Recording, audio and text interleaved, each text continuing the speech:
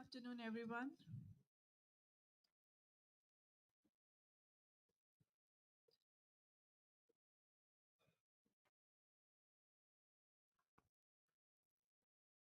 I would like to welcome all for the event India Japan Partnership Wakayama. I would have few requests. Kindly turn off your mobile phones or set them on silent mode. Simultaneous interpretation from English to Japanese and vice versa is provided during the event. Channel 1 is for Japanese and channel 2 for English. We will be holding a networking session with refreshments at the foyer outside the auditorium. We have a wide range of displays and sake tasting from Wakayama Prefecture. Please join us after the event ends. Thank you for your cooperation.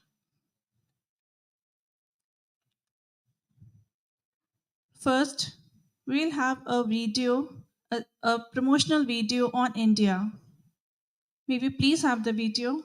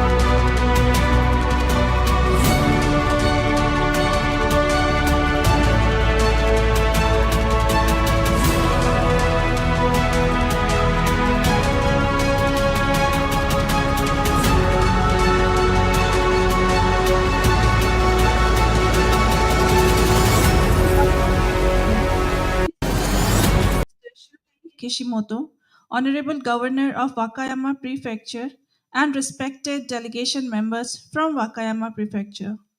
His Excellency Mr. Daichi Yamamoto and Her Excellency Ms. Yumi Hayashi, honorable members of the Japanese Diet, Mr. Kazuo Nakajo, Executive Vice President JETRO, and all our esteemed speakers and guests.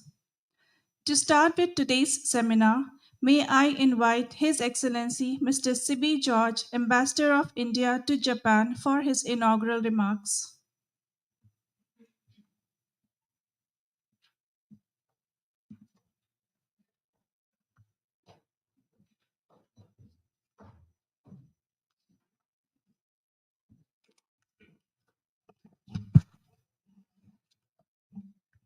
Your Excellency, Mr.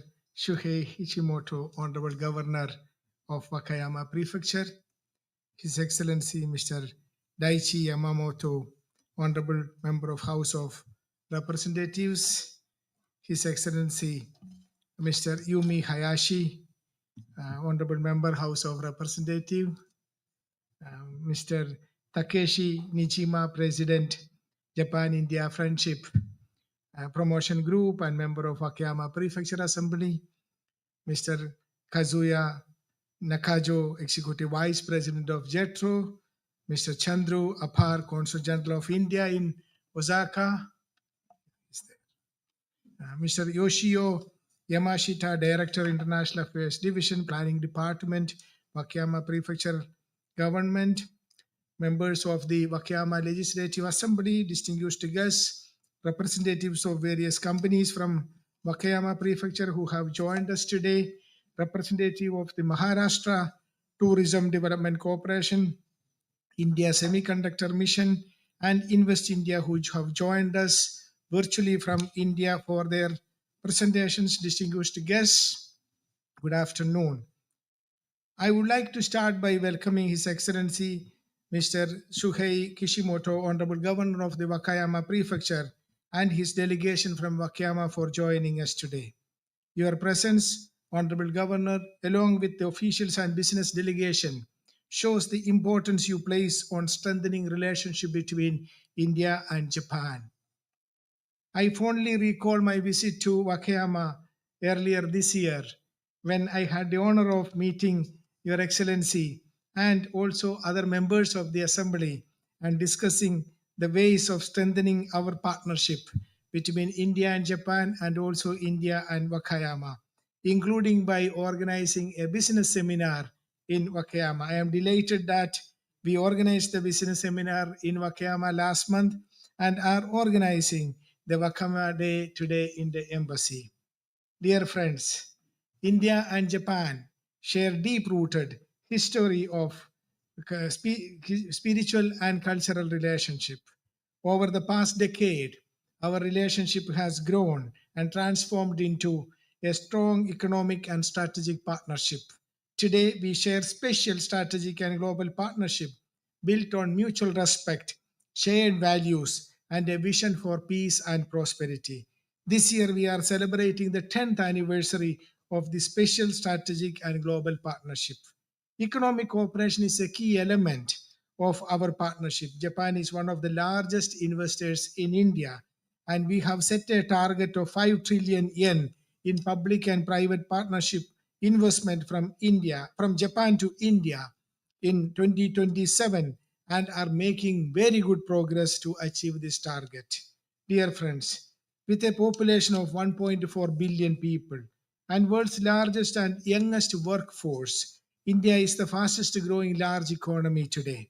According to the World Bank's India Development Update, India's GDP is projected to grow at a robust 7% in coming years, underscoring its position as the fastest growing major economy in the world. This growth momentum has been consistent, with GDP rising over 7% for the last several years. The manufacturing sector in India, fueled by initiatives like the Production Linked Initiative scheme, and which incentivizes companies to set up advanced manufacturing facilities in India, has seen transformative growth. Initiatives like PM Gati Shakti have laid foundation for a robust and interconnected logistics network. The Make in India initiative, launched in 2014, completes a landmark decade of empowering India to become a global manufacturing hub. Under the visionary leadership of Honorable Prime Minister of India, Mr. Narendra Modi, the program has played a very important role in boosting our domestic manufacturing, fostering innovation, enhancing skill development, and facilitating foreign investment.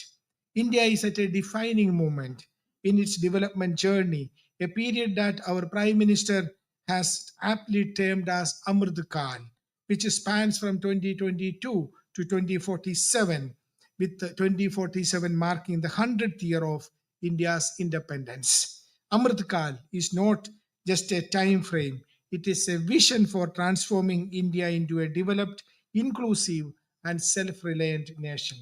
Friends, over the last 2 years, I have had the honor of traveling all across Japan. Actually, I visited all the 47 prefectures of Japan and major cities where I have seen the growing interest for India Japan relationship and the people looking at India as a promising investment destination. See, an ambassador's job is that also of a salesman. And I'm very happy that I have a great product when I traveled all across Japan. India Japan growth story.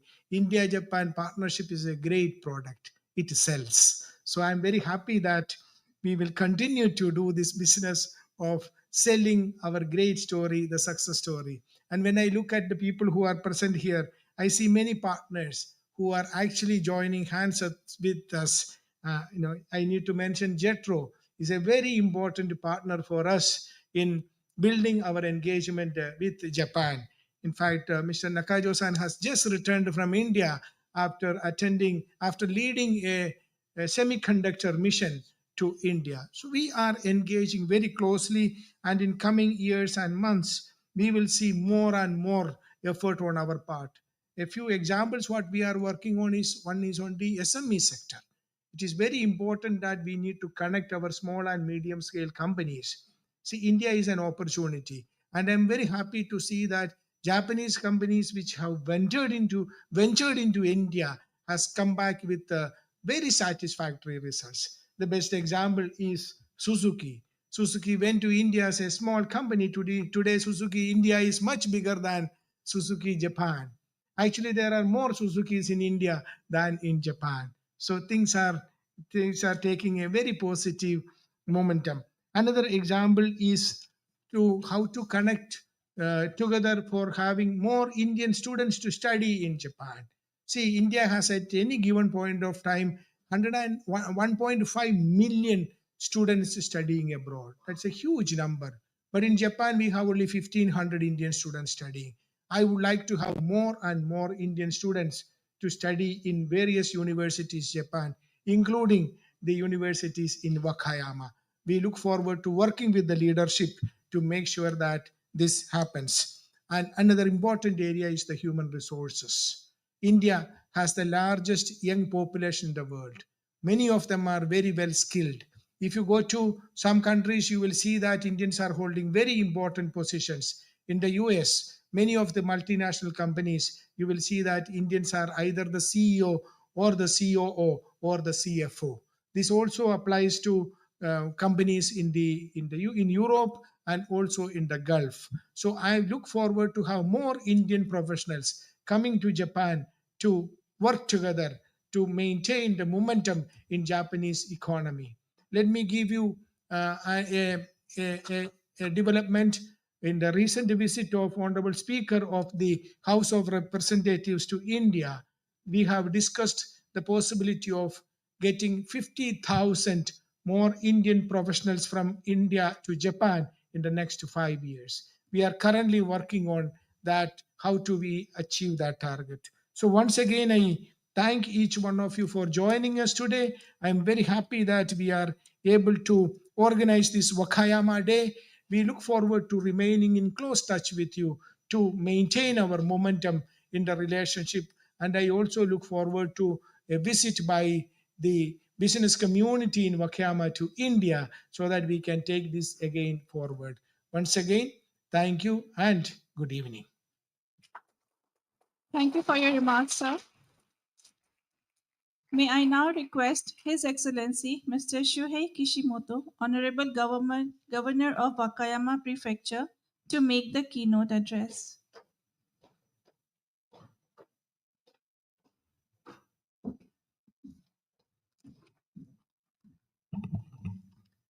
ご来場の皆様方、本日は Yes, thank you very much for attending this event today. On this Wakayama Day, we were given this をは excellency じめとする在日インド大使館の皆様、そして普段から和歌山県とインドの交流にご尽力をいただいております。チャンドル在大阪神戸インド総領事閣下、Mr. Chandra Appar, His Excellency Chandra Appar, who have been supporting exchanges of us with India, and also the members of Prefectural Assembly of Wakayama, including Chairman Nishima of Japan India Friendship Promotion Group, and Mr. Nakajo of Jatro. As you know already, India has the biggest population in the world, 1.4 billion people, exceeding China now, and it is expected that the GDP of India will become the third biggest in the world in 2029. This GDP exceeding 6 trillion and 400 billion dollars.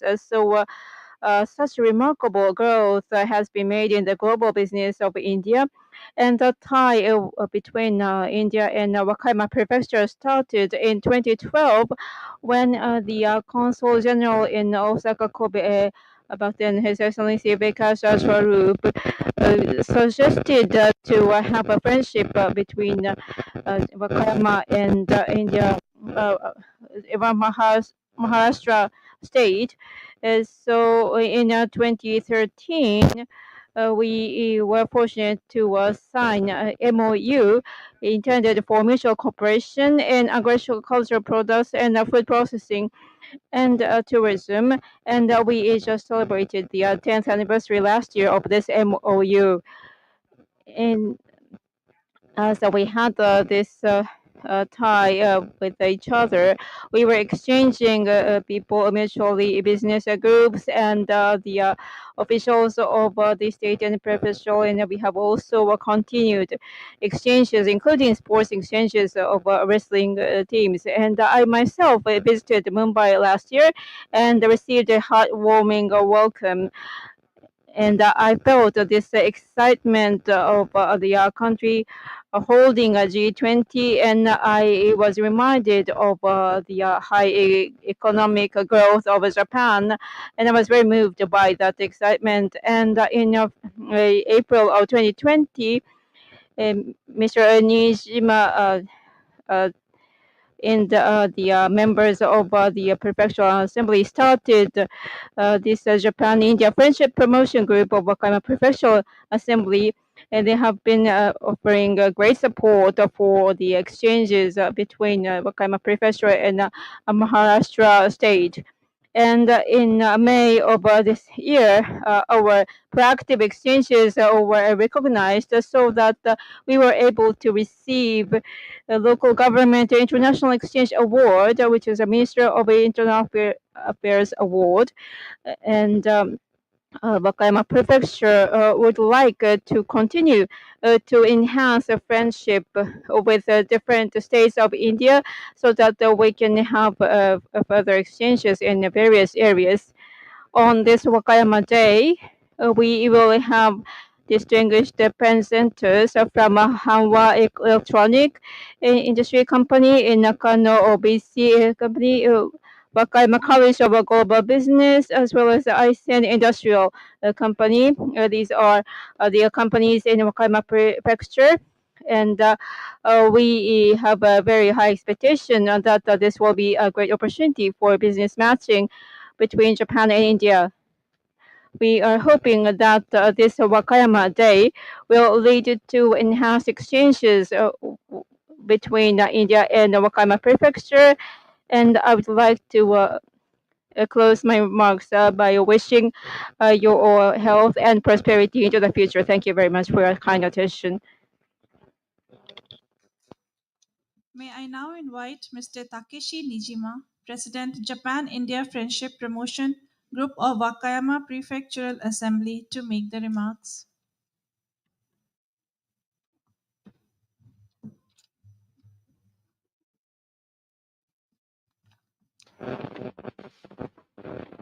Good afternoon, everyone.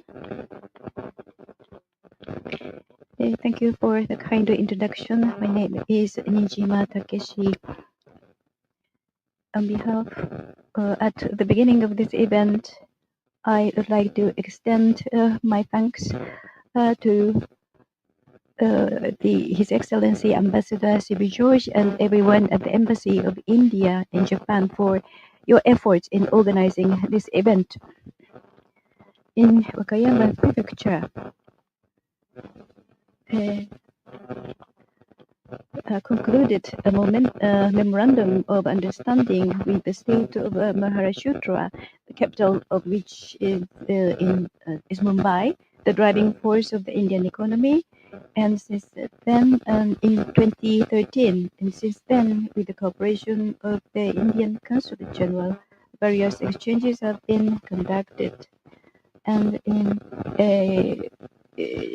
April 2020 that we established Japan-India Friendship Promotion Group of Wakayama Prefectural Assembly to promote exchanges between Japan and India. And this year we celebrate the 10th anniversary this year. And every year that the group visit the embassy of India and the Consulate General of India in Osaka, Kobe to exchange opinions, meetings with from India when they prefecture. We are supporting activities for exchanges between the prefecture and India.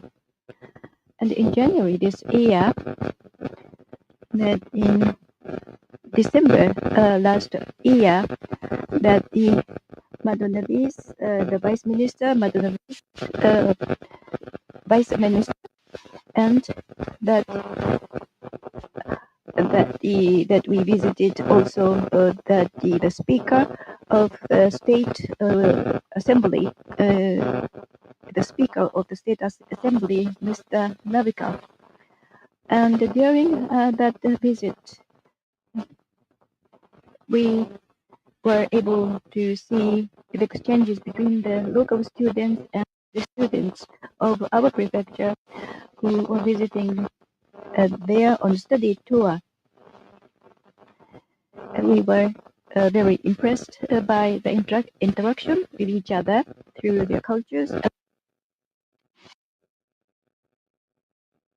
And at Wakayama Prefecture, the Embassy of India hosted the Business Opportunity India seminar, for which we had many attendants from companies in Wakayama. India is a country with the largest population and a country rich in diversity, where various regions and cultures coexist. Going on forward, the India-Japan Friendship Promotion Group of Wakayama Prefectural Assembly would like to further strengthen exchanges with India, which has a high level of education and the world's largest manpower project country in various fields, in tourism and education.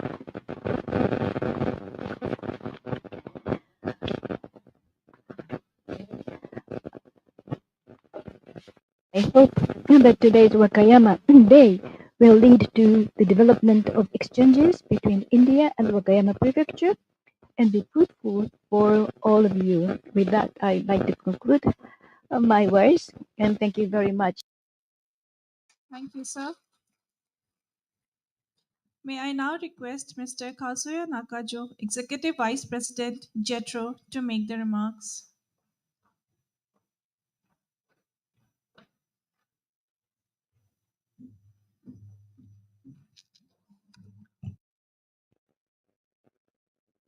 Hello everyone, as was just introduced, I'm Nakajo from JETRO. Very nice to see you all today. His Excellency CBA George, His Excellency Kishimoto of Wakayama Prefecture, and the Japan-India Friendship Promotion Group of Wakayama Prefectural Assembly, President Nijima, Especially Taichi Hayashi, and the speakers are from Wakayama Prefecture. On this Wakayama Day, first I'd like to say congratulations for this day. So in India, as Excellency said, he said that he visited India just last week, and I actually went there for the first time in 4 months, and I was very impressed by the fast progress. Things that keep changing rapidly, and everything is becoming very convenient from the airport to hotel to restaurants. Everything anywhere is being upgraded and keeps becoming newer. So in that sense, the environment of our life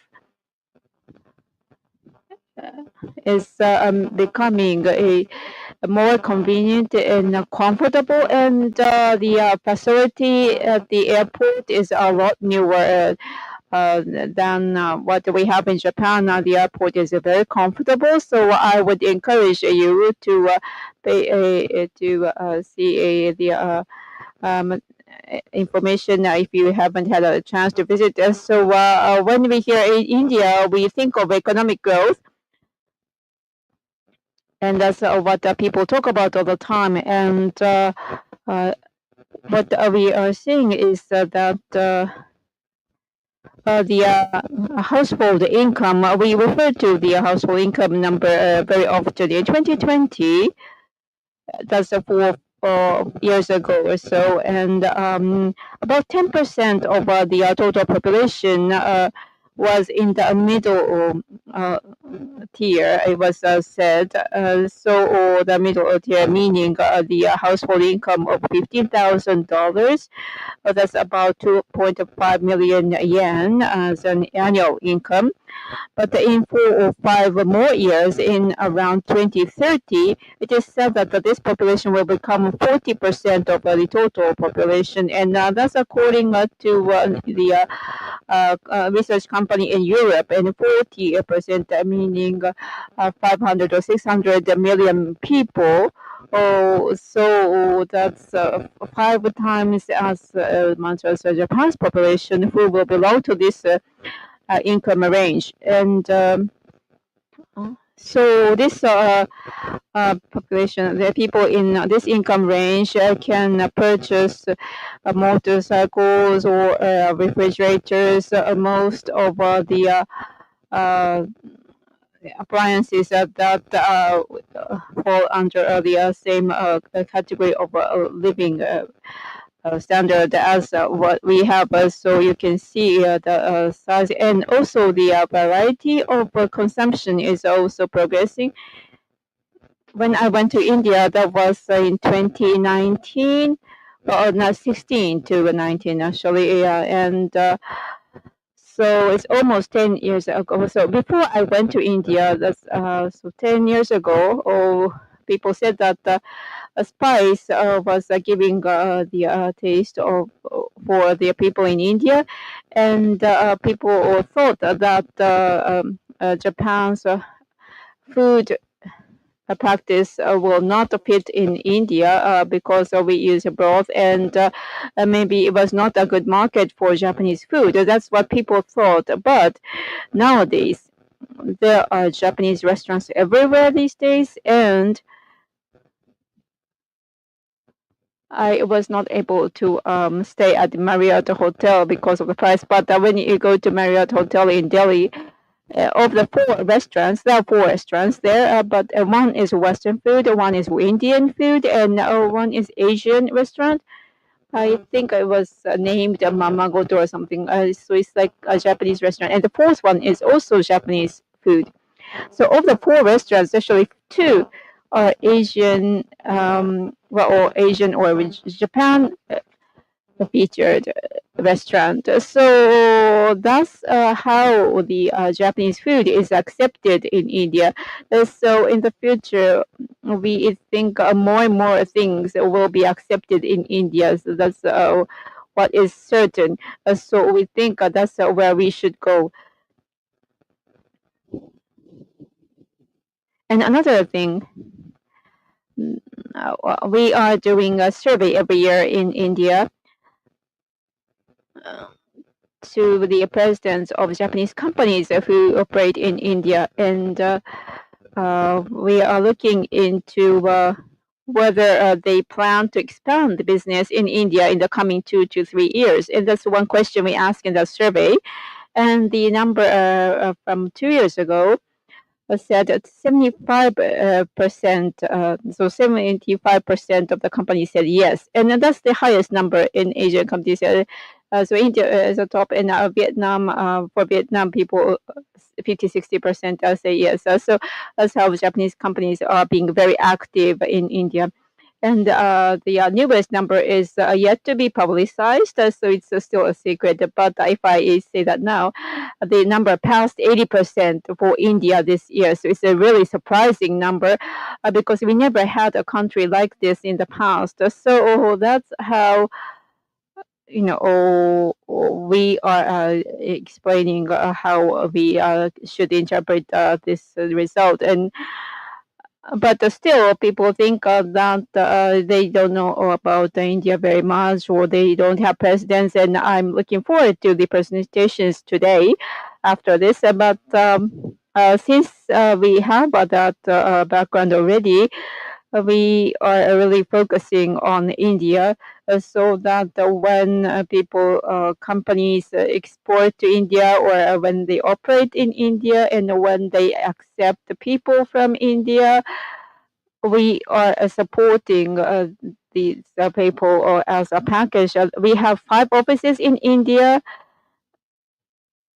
And as the governor mentioned, the Maharashtra state, we have an office in Mumbai, and we encourage you to utilize our office to enhance the business in India. And today, from Wakayama Prefecture, we have a Wakayama office, and Mr. Chia, who is the head of the office, is here. You can also use him.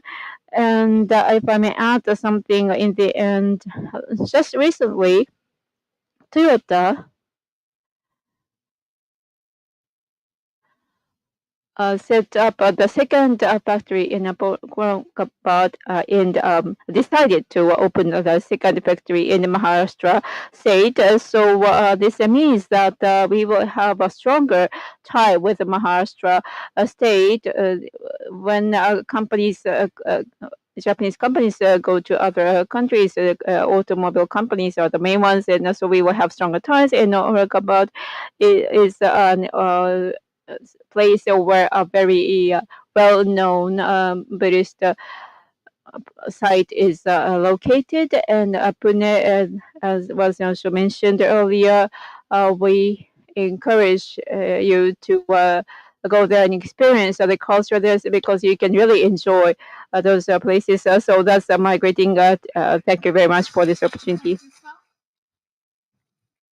Before we start the presentations for the day, we will showcase a promotional video on Wakayama.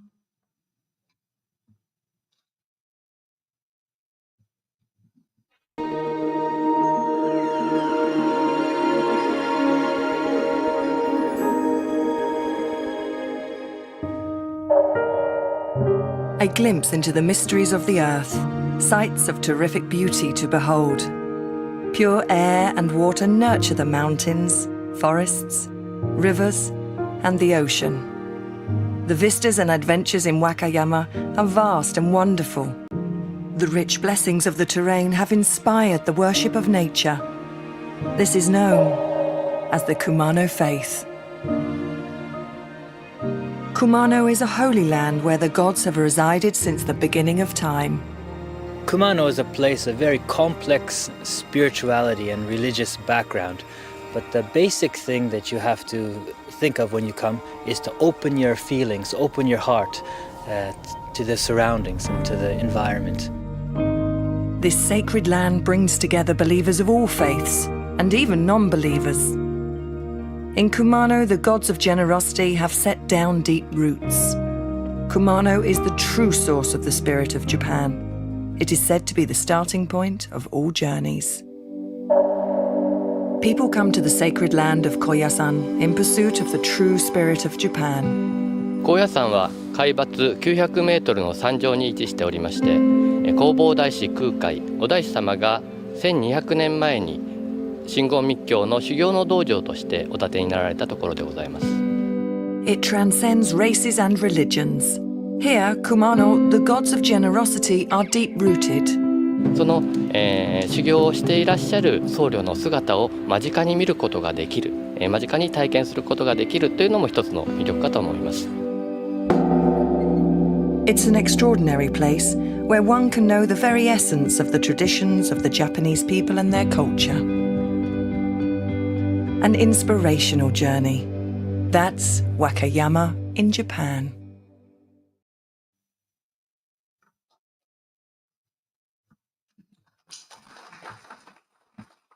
Thank you for the wonderful video. To start the presentations for today, may I first request Mr. Yoshio Yamashita, Director, International Affairs Division, Planning Department, Wakayama Prefectural Government, to make the presentations. I also request the speakers to kindly convey next in order to change the slides. Thank you. はい、皆さん、こんにちは。ナマステ。和歌山県国際課の山下と申します。本当に今回のですね、この和歌山デーを開いていただきました、渋井ジョージ大使閣下。で、普段から本当に、和歌山のことを気にかけていただいております、あっぱれ総領事。で、普段からいろいろですね、お客さんが来た時には、新島会長が、いろいろ本当にお手伝いいただいております、和歌山県議会、日印促進交流に関する、和歌山議員の会の皆さん、本当にこの場をいただきまして、お礼を申し上げます。で、土屋所長にはですね、本当に今回の和歌山デーであったり、あるいは先月開催しました、和歌山のセミナー、ビジネスセミナー、本当に多大なるご協力いただきました。改めましてお礼を申し上げます。じゃあ、私の方からはですね、少し時間をいただきまして、和歌山県とマハラシュラ州の交流の今までの経緯であったり、今後について、ご説明をさせていただきます。Next page, please. で、まずはですね、MOU であったり、今までの取り組み、で、ちょっと和歌山っていうのは高野山がインドとつながりがあるということで、高野山とインドのつながり、で、最近の交流であったり、今後の交流について、ご説明をさせていただきます。Next page, please. で、先ほど知事からも、説明があったんですが、最初2012年にですね、写真の方はですね、去年、2月に知事が、マハラシュラ州ムンバイを訪れた際に、マハラシュラ州から、知事が就任されたばっかりで、一番最初の訪問地がインドということで知事が、決められて、本当に喜ばれて、で、その際に、ゲートウェイオブインディア、インド門で、ぜひ相撲を見たいという、リクエストがございまして、和歌山県庁であったり、和歌山県の相撲のメンバーの方にお願いをしまして、インド門の前でですね、相撲をご披露しました。で、その際には、まず、下にあります、写真でファドナビス副首相が、出迎えていただきまして、で、その後、インドのクシュティで、和歌山県の相撲、これをお互いに披露しまして、で、覚書を締結しました。で、もともとは2013年に、2012年に先ほど知事が申し上げました通り、映画スラムドッグミリオネアの、原作者、僕と1ルピーの神様の作者であります、スワループさんが和歌山へ来ていただいて、で、和歌山ご案内したら、かなり素晴らしい自然があって、世界遺産があって、素晴らしいから、ぜひ、共通点を持つマハラシュラ州と交流をしたらどうかということで提案をいただいて、最初行った時はですね、マハラシュラ州の観光大臣から、和歌山県、うちは人口1億2000万だけども、和歌山県どれだけいるんだっていうことで言われまして、精一杯背伸びしても100万人とは言いませんでして、100倍かっていう話だったんですが、高野山であったり熊野古道、世界遺産の史跡の数ではですね、マハラシュラと同じぐらいあるんだという説明をしましたら、当時、観光省の次官であったマリックさんという方も、ぜひ、それであれば観光中心にやっていきましょうということを。places to do with.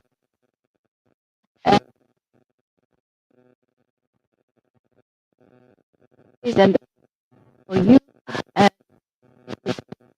especially the Governor Kishimoto, did there right after he took his took office, and initially that the Maharashtra State Tourism Development Corporation is the first counterpart for us, and because we also have a limited budget, and we take advantage of the initiatives, the programs of JICA and of FLAIR, and since 2015, utilizing the different subsidies and in response to the request from the Indian side that we provided a program for omotenashi, for tourism, and also that 6 schools in Aurangabad visited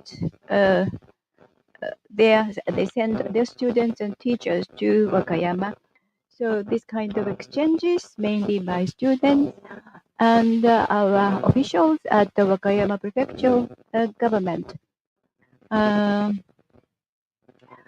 It's sent to Aurangabad because that the state government opened our office for free, and they provided that the residence for the officials from Wakayama for free. And so far, we have sent 3 officials from Wakayama Prefecture government, and we send the officials every year. And in Wakayama, that Yashada is a place where that our officials, since that the official of the state government office wanted to come to Japan for the training. Well,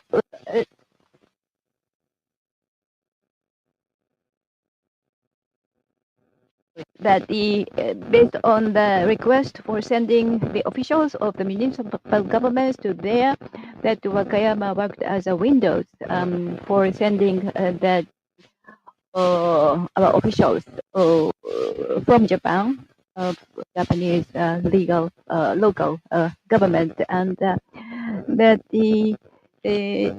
since we were, I was told.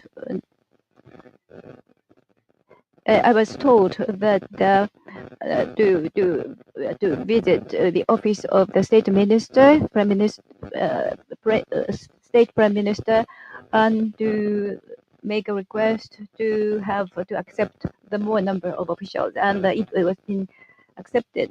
And initially, that it was often said that this kind of the relationships would not stay longer. And also we talked about it with our counterpart a lot. And during our discussion, I was asked that if I know that Dr. Ambedkar or not, and I'm ashamed that I was not familiar with him. But if we build the statue of the Dr. Ambedkar, then you would receive a number of tourists or visitors to there.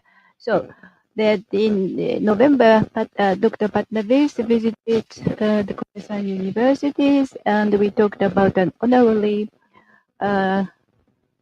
doctorate. And so Wakayama, the Koyasan universities issued that the honorary doctorate, so that there was active promotion, and the doctorate was issued last year. And recently that we had exchanges through wrestling for young people, and that when the government visited there, that the Minister of Sports, or the State Minister of Sports, Ministry of Sports, and the State Assembly members came to Japan. So there have been a number of exchanges taking place. And recently, particularly the Consulate General been supporting to us, and Mr. Thanks to Mr. Nishijima's support, and Mr. Peter Patnavis, and the ambassador for tourism, and the study trip, and the of the students. And we did not send our students to India yet, but this year, in January this year, the 30 students traveled to there, and the impressive comments from the students that I did not. The student said I did not want to go home, and so they enjoyed very much. And this year,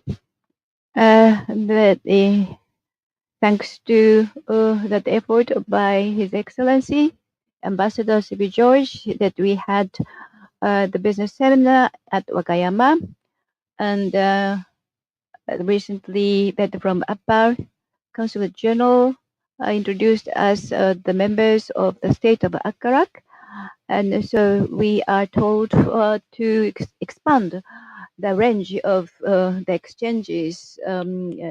So we would like to take more actions, and so I'm going to keep our efforts. So with that, I would like to conclude my brief presentation. Thank you. Thank you, sir.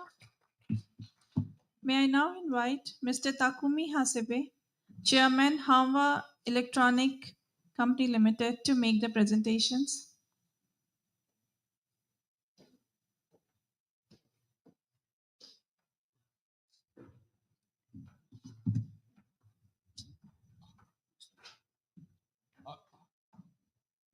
皆さん、こんにちは。阪和電子工業の長谷部と申します。今日はこのような機会をいただき、本当にありがとうございます。インドと和歌山のパートナーシップがですね、より一層深まることに、その一助になればと思います。今日はどうぞよろしくお願いいたします。まず今日は阪和電子工業のですね、会社の紹介とそのインドのビジネスについてですね、ご紹介させていただきます。阪和電子工業は和歌山市にありましてですね、社員数が56名です。で、その中にですね、インドの方が1人いらっしゃいます。技術者がいらっしゃいます。そして事業内容といたしましては、半導体用の評価用測定機器を中心とした電子機器のメーカーでございます。次お願いいたします。これはうちの会社のですね、事業の形態を表したものですけども、なんかちょっとずれてるな。まあいいや。はい。半導体用の機器の事業がメインの事業でありまして、その他にですね、静電気関係の電子機器の計測機、検査機器、信頼性を測るような、そんな機器の開発をやっております。それと別の事業としまして、お客様のブランドの製品ですね、OEM 事業も進めております。次お願いいたします。まずその半導体のですね、その検査装置にTesters and measurement devices. This is the area that I would like to mainly talk about today. In semiconductor, as you know very well, like shown here, as a semiconductor is a business that's growing rapidly. And when we had this camera televisions as the main products, Japan was the biggest semiconductor manufacturer. And then when we moved on to computers and smartphones, US became the center of semiconductor, and Taiwan, Asia they have these two different major areas for development of semiconductors. And nowadays, electric vehicles, IoT, DX, AI are the areas that the semiconductor is demanded. As you know, the demand for semiconductors keeps growing, and it is expected to grow further into the future. Next page, please. And here we are showing the market of semiconductor, the statistics. Due to the pandemic, there was a very big demand, but this is the fluctuation. But we can see that overall the growth is steady, especially in Asia and North America. We are seeing a bigger growth, and that's the current status of semiconductor market. Next page, please. Here we are showing some features of semiconductor. One area to note is in semiconductors. This shows a little more the horizontally showing the years, and vertically we are showing the dimensions. So a little of more. It is said that it will be over soon, but it's still ongoing. So in the past, around the year when we are at this level, here Japan was the top in the world, but then the business model changed, and we were not able to invest appropriately, and the miniaturization of a semiconductor was mainly held by Taiwan and South Korea. In other words, so also this is the latest. Now in Japan, Rapidas, so we are also aiming to be the top in the world, and we are working to be advanced. And when we see the trend of semiconductors, if there is appropriate advancement of technology, and if we keep investing into semiconductors, we can be the mainstream in the next generation. That's the kind of a business semiconductor is. So in that sense, India will need to manufacture a lot of semiconductors, and then as an area for development, I think there is a very big expectation. Next page, please. And then here we are showing our product lineup. In line with the technology of semiconductors, our products are also advancing. About 40 years ago, for the first time, we for reliability test of semiconductors, we started this introduced these technologies, and we kept expanding the portfolio, and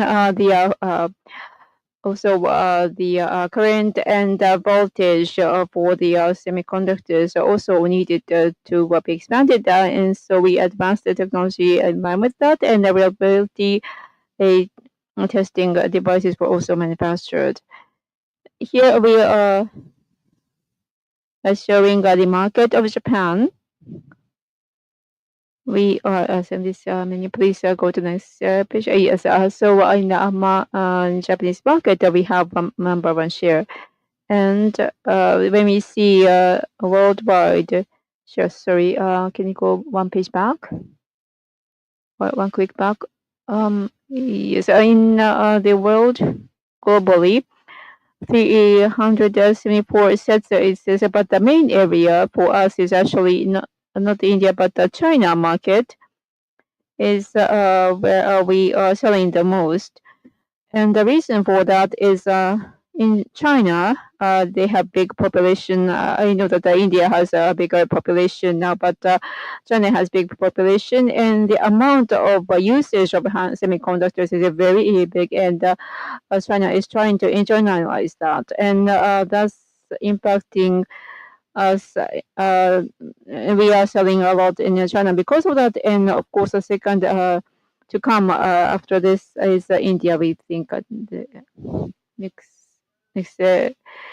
as the area of activity, we have the location for R&D and manufacturing in Wakayama, and we have distributors that we partner with to distribute worldwide.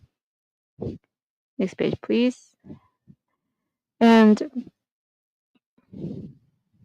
where we go forward, of course, in the electronics industry, this is the area that we continue to live in, and reliability, inspection, measurement are the areas that we want to be committed to. Because in Japan, in terms of quality, I believe that the people have a very high consciousness of quality, so we want to base on that to keep sending our products. Next page, please. And regarding the market of India, this is some the material that I made based on information from the internet. But the semiconductor market in India is expected to double by 2030, and it says CAGR 12.4% here, but some other information says CAGR is actually 20%, and there are various areas that are being invested in. And where we see the green colors, this is just based on my personal research, so I believe there may be many more than this, but unfortunately, I was only able to pick up these areas. And where you see the red color here is where our company delivered. So to Bangalore, we were able to deliver our product. There's a test house. So there is a company dedicated for testing, and our products were introduced at this facility. And our company has a distributor near New Delhi now.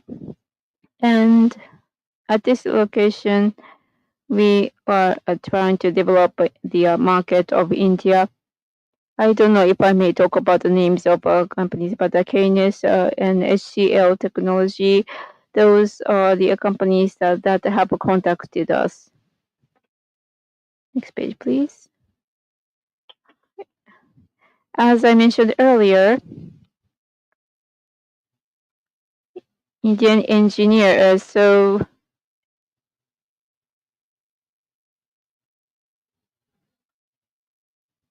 in Japan, for so the engineer is working on development and designing, and when so we have a version company that we do a joint research, and they had a booth of this event, and so designing and development is an area that um, we are involved in, and we would like to go into the India market. And ideally, I wanted to bring him here today, but actually, he has he's traveling to India for his private reason. And just last week, there was a great news that he found a partner to bring it to Japan. And so next year, I think it's March next year that he will have a wedding. And after that, with his partner, he will come to Japan. And that's the news that I just heard. So I'm very happy to hear that. With India, we have this kind of a family kind of a ties, and we hope to keep this kind of win-win relationship into the future. So thank you very much for your continued support for us. Thank you very much for this opportunity. Thank you, sir.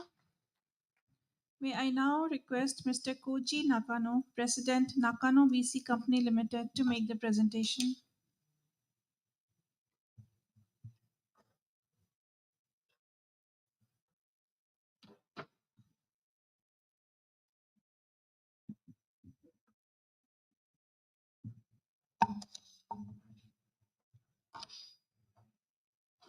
本日はこのようなご機会をいただきまして誠にありがとうございます。私の方から、中野 BC の紹介をさせていただきたいなと思います。こんな感じで日本庭園を持っている和歌山の海南市というところで、酒蔵をやっております中野 BC の中野と申します。よろしくお願いします。次お願いします。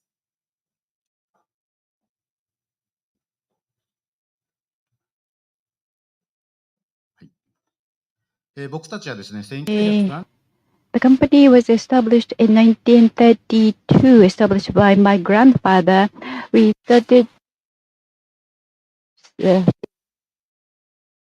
third generation in the business, and recently that we are exporting our products to about 35 countries.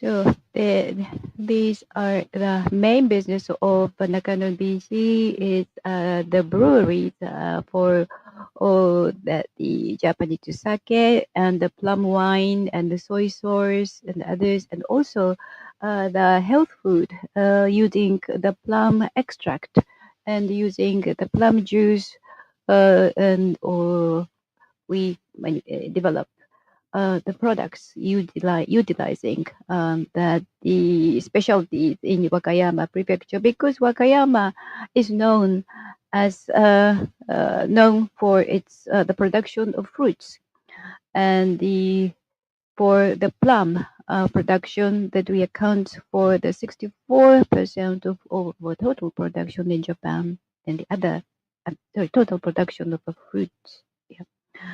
And so like this, we use plums produced in Wakayama to develop our products. And first, we started with the plum. What is good? What the difference between the plum in Wakayama and plum in other areas? First, its size. It is large, called nanko ume. It smells like a peach, and this would be good ingredients for plum wine.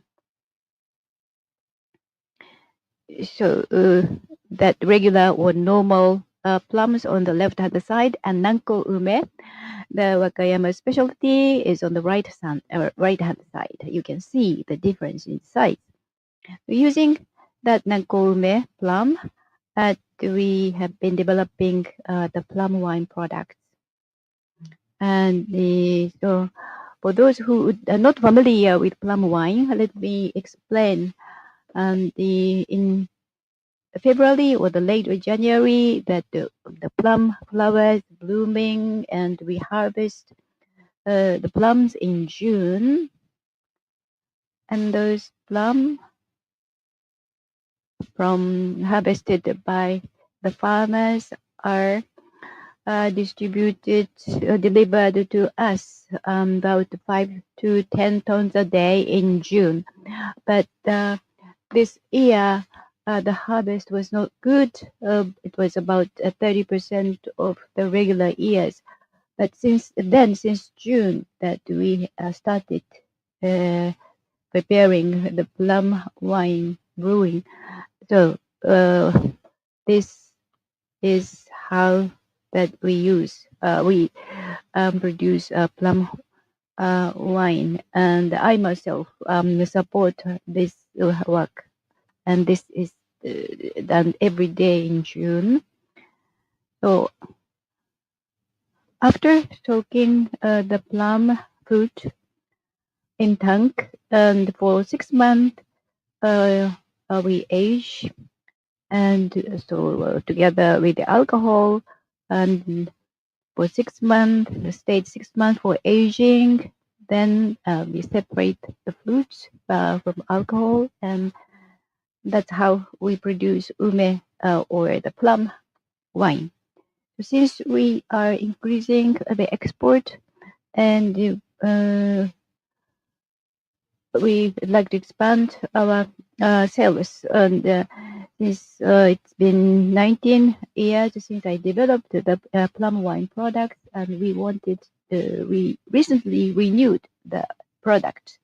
So here are the main products in our lineup. So these are the products that we would like to export to the international market. In 2012, while that we are marketing in Japan, we started focusing on the export. It is 12 years is then, because in Japan the population is declining and the population is aging, so the volume of the alcohol beverage consumption is declining. Therefore, we decided to focus on the international market. And 2 years ago, unfortunately, we were not together. We were not able to together with the delegation from Wakayama Prefecture. However, that we visited Mumbai, and so it was that we were struggling in shipping our products. But I asked the bar there to make a cocktail using the plum wine, and that the shopping mall, like a place, we was shooting a video on the. So these are what we did there to promote the word ume wine. This is the good hotel, and at the restaurant there, we ask that the women, the guests, to try our plum wine there.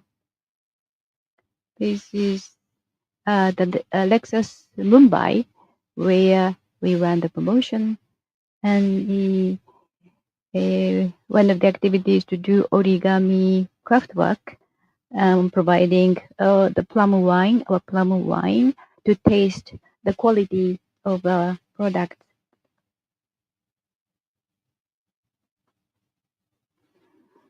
So we visited the consulate to meet the consulate general, and so far I have talked about the plum wine, but in India, that we sell or we provide gin, and in India that we are asked to develop the recipe for Indian market, and it's been recently launched under the name of Doja. So that the DO, this is a combination of a DO and JA for Japan. So India and Japan, that talking about the India and Japan, that fusing or combining the botanical of Japan and India to develop this new craft gin. And since we developed this recipe, and we have just launched this product in Japanese market as well. Unfortunately, that we are still struggling in selling in Japan, but going through the process of try and errors. But Japanese version of Doja and the plum wine can be tested today. We have a booth today, so please drop by to our booth to try this or to taste our product. So I went Mumbai, visited Mumbai 2 years ago, and stayed 4 nights. And I enjoyed the food. I enjoyed the spice there. So with my experience of business trip, I'm strengthen my belief that I should promote the Wakayama more there with our products.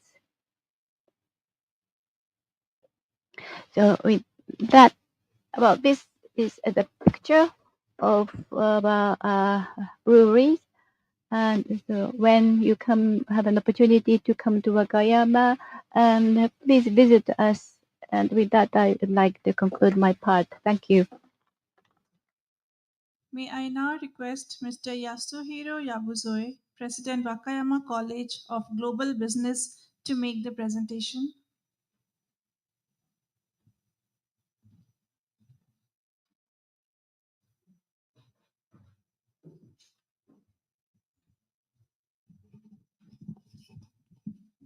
皆さん、こんにちは。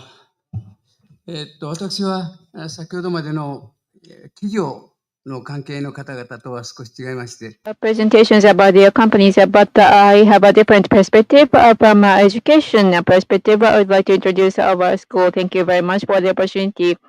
Our school was the very first school for Japanese language in Wakayama. We started 32 years ago, and since then, for education of Japanese language, especially for young students from different countries of the world, we are supporting them to realize their dreams, and we have come to this day. And our current status at the beginning, we all the students at our school were limited to a small number of countries at the beginning. But nowadays we have students from China, Vietnam, Thailand, Myanmar, Mongol, Cameroon, India, Indonesia, Russia, Ukraine, Philippines. So we have students from 11 countries now studying at our school. So compared with the past, our students are becoming more and more diverse. That's what we are feeling. And these students, previously, after learning Japanese language, they, in most cases, went to university and the vocational schools. But after studying Japanese language nowadays, we are finding more students who want to work in the local community. So, in a sense, as a school of Japanese language, the students being diverse in their countries of origin, and also in terms of where they want to go after school, what they want to do after graduating is also becoming diverse. So at our school, to care for those diverse students, it is becoming a bigger challenge for us. And every day we are trying to respond to such a diverse needs of the students. And by being able to care for so diverse students is building strength of our school itself. And especially after studying a Japanese language, when we think about the future of the students, well, they learn at the school, how they learn and what they learn is also being considered every day. Next page, please. And now, given such background, we have students from many different countries now, and how we started to have ties with India, as was presented by other people from the prefecture. In 2013, the International Affairs Division of Wakayama Prefecture actually suggested us to visit India, and we visited India for the first time back then. Between Maharashtra State and Wakayama Prefecture, we were able to see how our ties opened, and our school was also willing to open the door to the students. And after the visit to India in 2013, especially from the International Affairs Division of Wakayama Prefecture, we were able to receive advices or information, very detailed information of India, especially around Pune, around the educational condition of Japanese language. And when we visited India, we were able to see how things are in India, and we were also able to receive advices around Japanese language education in Japan, and we also were suggested to visit Pune, where Japanese language was being educated, and we received these advices. So in 2017, we visited Pune, and there was a Japanese language service, Sunday's Japanese language services, and we were able to see the teachers there. And VNCA is a women's college with a very distinguished history, and we have the privilege to visit this university, and we were able to proceed with great conversations with them. And right after we visited Pune in 2017, we were fortunate to have two students from Pune. They were really great students, students, and one of the students went to the Rakuten company working in Tokyo at the head office, and they were very good students, and our teachers were also impressed by Indian students. And then after that, at the Sunday Japanese Language Service Center, or thanks to the great support of this BNC college. Unfortunately, we were not able to have this during the pandemic, but up to now, every year, 3 or 4 students have come to our school, and so far we have received 15 students from India. So, these are when we visited the professor of Nanavati College of Architecture for Women, and Sandisha Japanese Language Service. Based on this relationship, we are now referred great students to our school.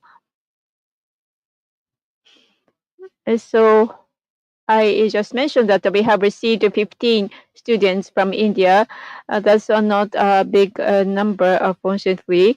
But looking at these 15 students we have received so far, when they studied in their universities in their country, if it's business management, or if it's English language, or if it's computer IT related skills, while they are at their college, they have acquired their expert areas already, and then they come to our school. So they just needed to acquire Japanese language skills, and they already have very strong English skills, and they have their mother tongue, so they have a very good language skills. So although we have had limited number of Indian students, but what we are very certain is that they have expertise and they have language skills.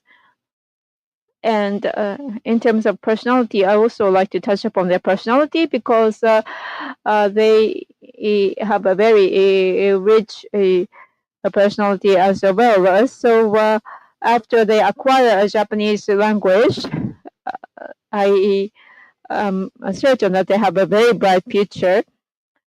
They can have great opportunities in finding their job. So that's what I can say. So I just mentioned what strengths they have, but unfortunately, we have had a very short history of having the students, and we expect to have some more students next year. But as His Excellency Master Georgia said earlier, we are also hoping to have many more students who will come to Wakayama Prefecture and to our school. That's our strong wish too. And at our school, And I also personally think that just by chance, when we visited the Mumbai airport, I found these words actually Indian at heart, global in spirit.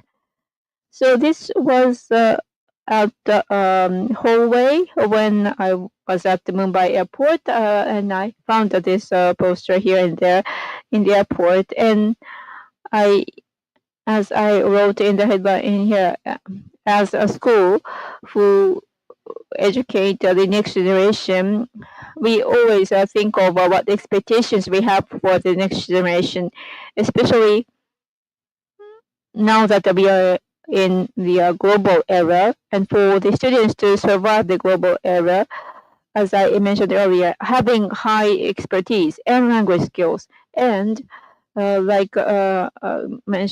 shown here, I think personality, the being Indian at heart, but having a wide perspective to be global in spirit. I think this is a kind of a spirit that we would like to expect the young people who will carry the next generation, and that's what we keep in my mind. So, or at the entrance ceremony or commencement ceremony, when I have opportunity to talk to students, having maybe we can replace this Indian with Chinese or Japanese or Russian.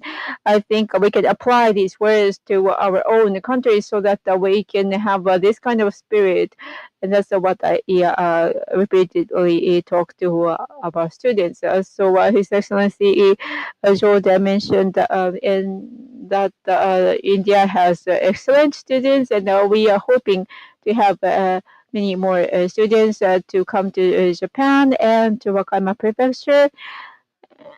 So I have that wish. And at the same time, I would like to ask the people in the companies, businesses, maybe this number is very limited at our school, but at our school we have very good students studying who have come from many different countries, and I would like to ask the people in business to have interest in our students. Thank you very much. Thank you, sir. May I now invite Mr. Hiroaki Kemi, President, Aisin Industrial Company Limited, to make the presentation.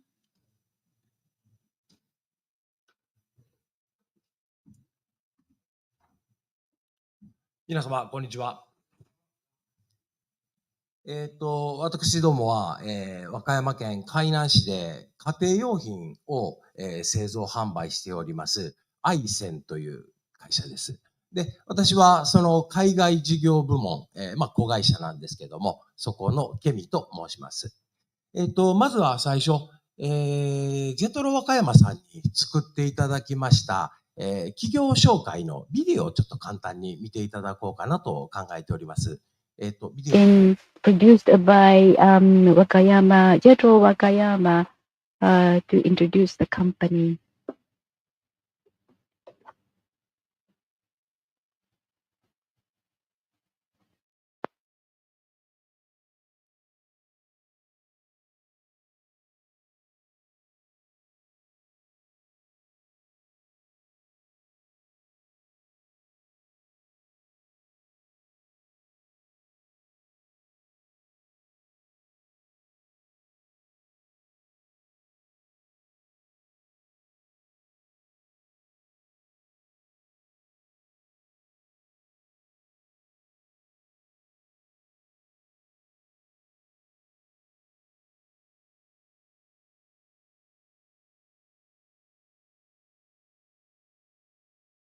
当社では業界初となる銀と銅のダブル抗菌効果を施したアワクリアシリーズやトイレ、洗面台など汚れを落としながらそのフッ素効果で汚れがつきにくくなるフッ素ガードシリーズなどを中心に特徴ある高品質な商品を誇りを持ってお届けしています。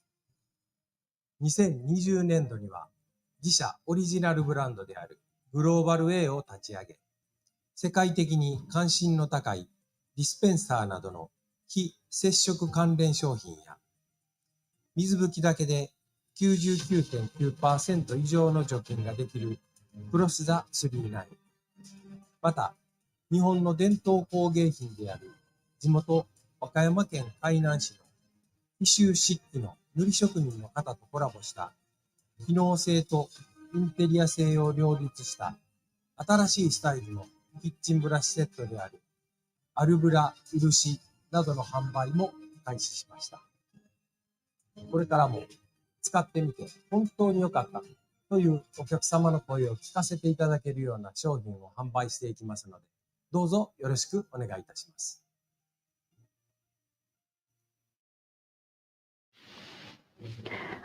Thank you very much. And Mr. Yamashita from Wakayama Prefectural government introduced and the household good sector has a close relationship with the Kobo Daishi, the monk who opened the Koyasan, and the seed,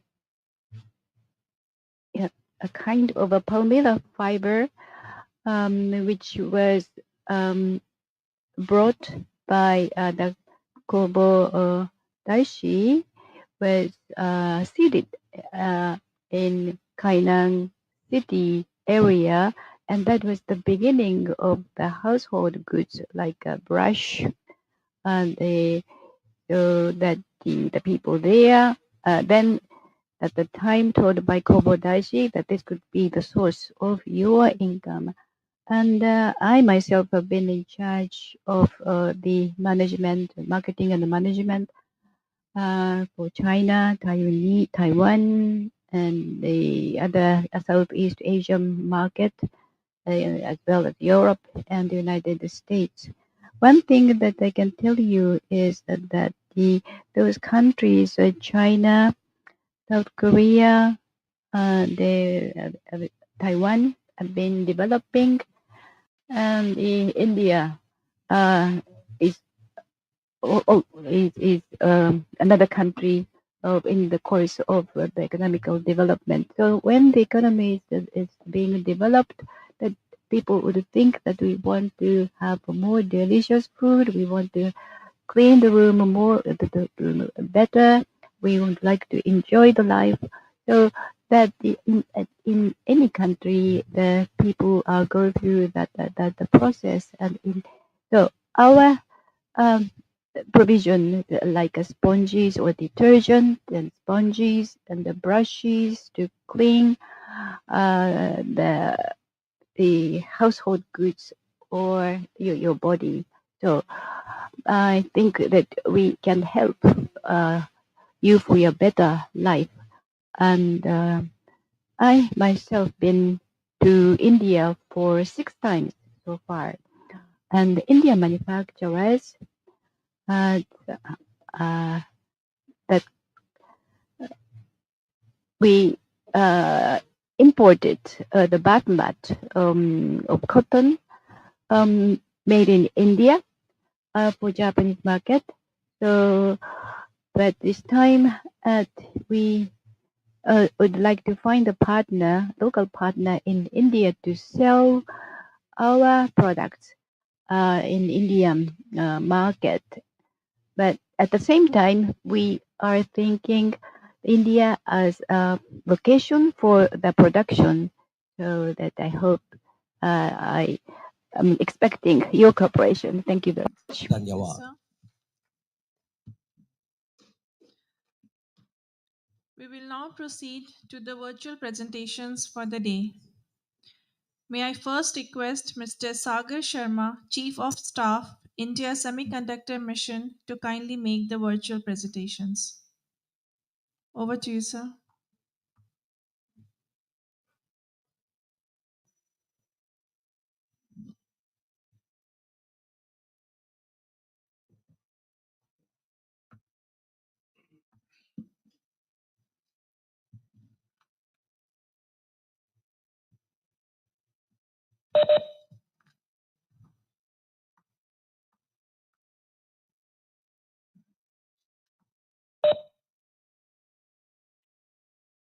Thank you. I'll share my screen.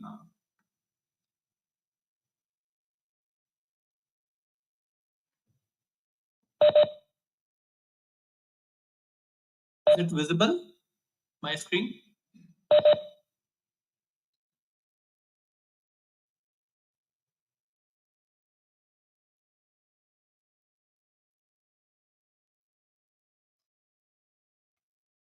Can you see my screen?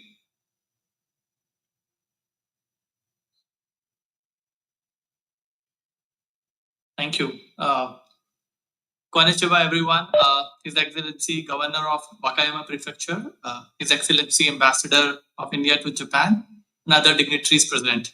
Please accept my sincere greetings. I will, in this presentation, I'll walk you through the major initiatives and the efforts which we are doing to enable a sustainable, resilient, and diversified semiconductor supply chain in India. This is an overview of the Indian economy, how we are doing. So we are growing, at a very healthy rate, and the GDP is around 7-8% growth rate.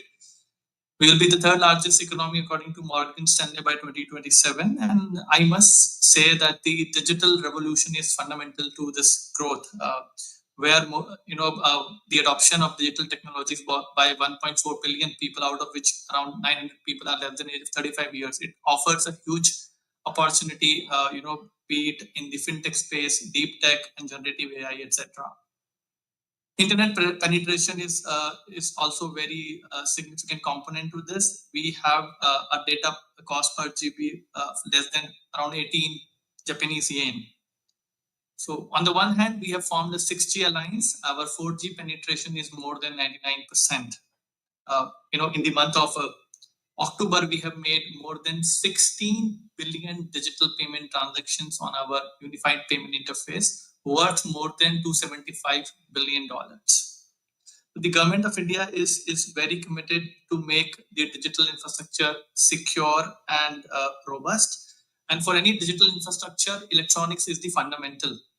If we see the electronics sector growth in India is happening around a very healthy CAGR of around 17-18%, from $29 billion in financial year 15 to around $118 billion today.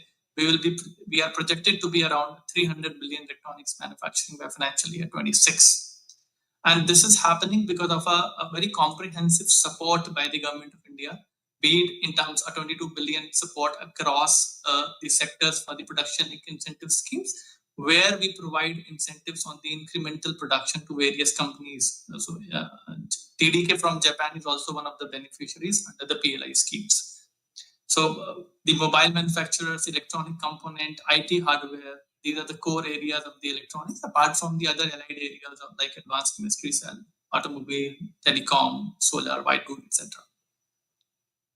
So when it comes to the semiconductor ecosystem, we started around 1980s when our first semiconductor complex came into existence in 1983, where we started doing some micron manufacturing. At that time, it was state-of-the-art facility. And then there is a significant presence of the design ecosystem in India, where around 20% of the global semiconductor design engineers are working out of India today. The top semiconductor majors, be it Intel, Qualcomm, AMD, NVIDIA, they have very, very strong presence in India. When it comes to the equipment ecosystem, Applied, Lam, KLA, very, very strong engineering R&D workforce. 25% of the global applied materials engineering R&D team is sitting out of India today. And for Lam, that number is 10%. And KLA around 6-7%. Similarly, for the EDA, very strong presence of ARM, Cadence, Synopsys, and we have certain very small ecosystem for the fab consumables as well.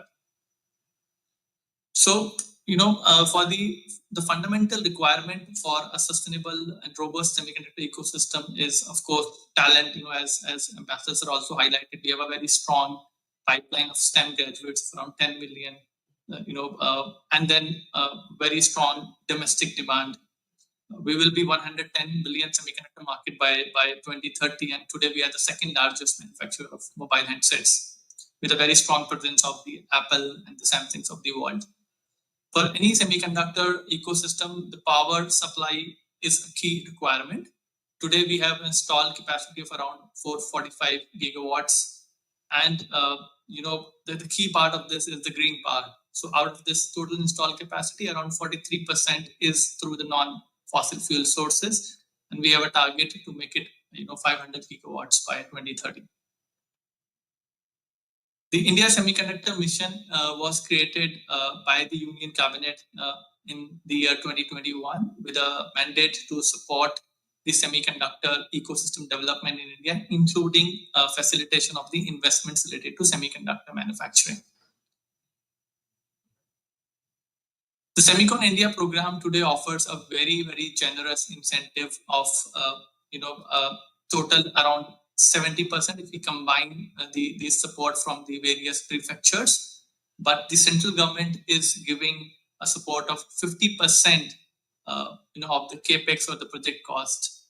And the key part is that these incentives are being offered on the upfront basis by the central government. And most of the cases for the state governments also, the incentives are on upfront basis. So basically, the government of India is co-investing with the different companies on these facilities. So we are providing support across the semiconductor value chain, be it semiconductor fab, display fabs, packaging, compound semiconductor, sensor, discrete, etc.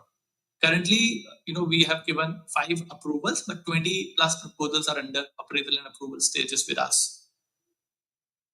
So we have approved 5 projects. The total investment is around USD $18 billion of these 5 projects, which includes a semiconductor fab by Tata Group in partnership with Taiwanese PSMC, where they are manufacturing semiconductors from 28 nanometer till 110 nanometers. Then we have semiconductor packaging facilities, by the US major Micron. Then again, a facility in the state of Assam by Tata. And then 2 other OSAT facilities by Renaissance in partnership with CG Power in Sanand and Keynes Technologies again in Sanand, Gujarat. So the 4 facilities are coming out in the state of Gujarat and 1 OSAT is coming out in the state of Assam. We also promote the design ecosystem by giving appropriate incentives to our design startups, where we provide not only the support at the design stage, but also at the volume production, when the chip is in the volume productions, and also a centralized support for the EDA, because the cost of the EDA is a critical component to the total cost of the chip. So currently, we have provided support to around 15 companies. This number is slightly updated. Today, we are supporting 15 companies and 31 companies for the EDA tool support.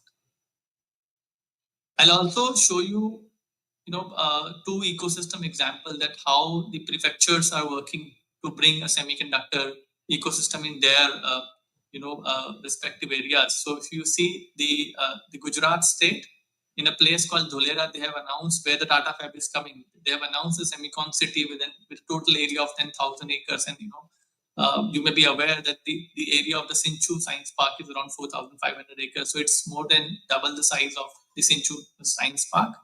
And, because the water and the power are the key requirements. So today they have a plan of 30 MLD, but there is a roadmap to take it to 300 MLD in the next coming years. And very strong interconnected and redundant power supply is also available with a very good, KPIs of power, be it the redundancy or the frequencies, etc. The international airport is coming out in Gujarat, in near Dholera only, within a vicinity of around 25 kilometers. The high-speed train is planned from the main city of Ahmedabad to Dholera. And green power again here, 300 megawatts is already commissioned, and the roadmap is to take to 5 gigawatts. And very good port connectivity is also there. There are 2 existing LOTs for the, there are 2 companies, Renew Power, which are doing in the solar cells, and Tata, of course, they are doing in the semiconductor fab. Now there is another semicon park which is coming up in Noida, which is around this particular location is around 50 kilometers from New Delhi, where they are giving a very good power supply, land, and also water availability. The international airport is also coming on. in Noida, which is very close to this particular location. And of course, there is a very good infrastructure of road and the talent ecosystem as well. Now, we understand that the semiconductor ecosystem and the industry is a global industry, and we believe, in a very, sustainable partnerships with the like-minded countries, and partnership is key for the success of this ecosystem, because we understand that the semiconductor value chain is very concentrated in certain geographies. So it is very important to diversify the locations to make it more resilient. So we need more and more hubs. So we are working with different governments, including the government of Japan. We have signed a memorandum of cooperation with the government of Japan last year in July, and we are working very, very closely at the G2G and the B2B level, and also at the academia level, to basically further strengthen the partnership between Japan and India. There was certain other announcement by companies like Applied Materials for and lab research for their R&D and talent capacity building in the equipment space. Then the design space, AMD and Microchip are also growing strength to strength. So thank you so much for your patient hearing, and we look forward to partner with Japan and the various companies from Japan to make the semiconductor supply chain more diversified, resilient, trusted, and sustainable. Thank you so much. Thank you, sir. May I now request Mr. Sarvesh, Assistant Vice President, Japan Plus Desk, Invest India, to make the presentation.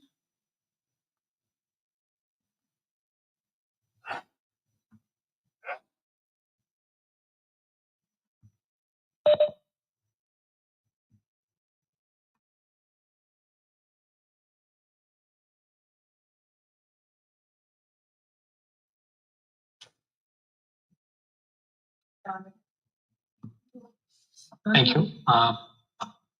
I'm Sarvesh from Invest India. His Excellency and other delegates present here, Konnichiwa, and good afternoon.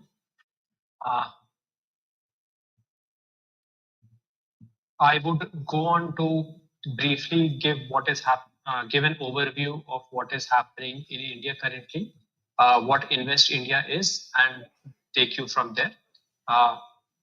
To start,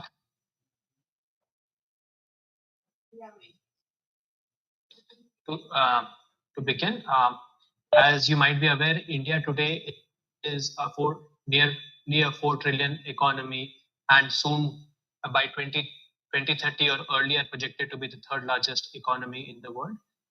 Last year, it registered a GDP growth rate of 7.2% year on year, which makes it the fastest growing large economy in the world.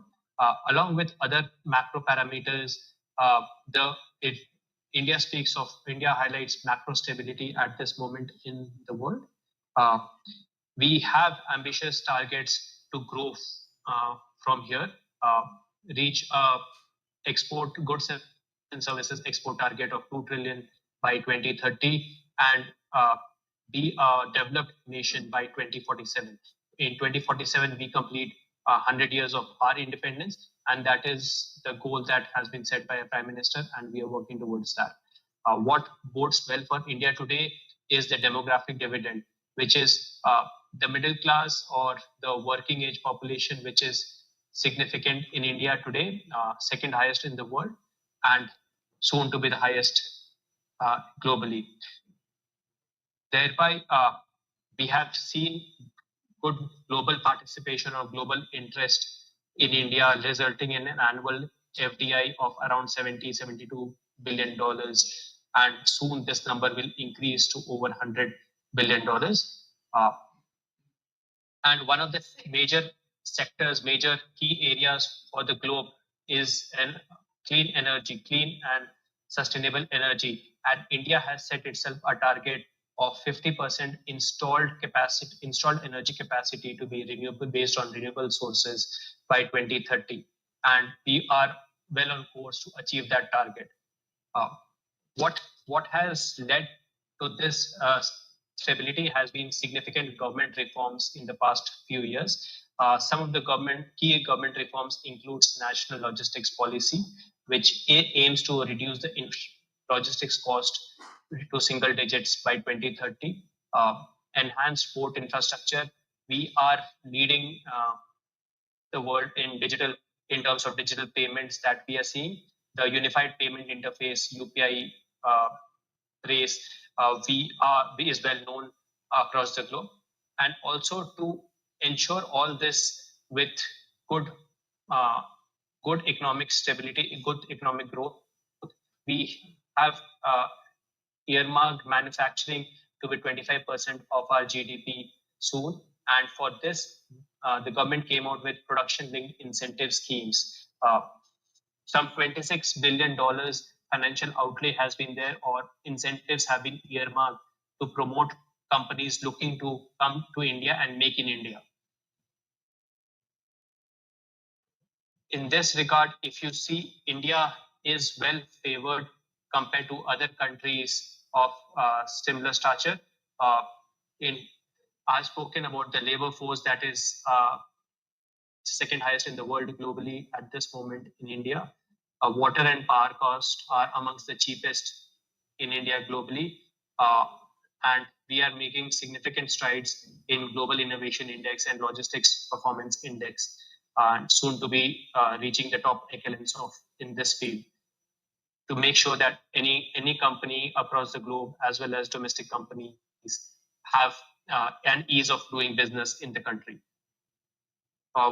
Like I said earlier, what has been the focus, what has been the driving force behind this has been the boost by the government, the measures and reforms taken by the central government in the last few years. Our infrastructure spend has been increasing significantly over the last few years, and currently stands at USD 132 billion, which makes it around 3.3% of our GDP.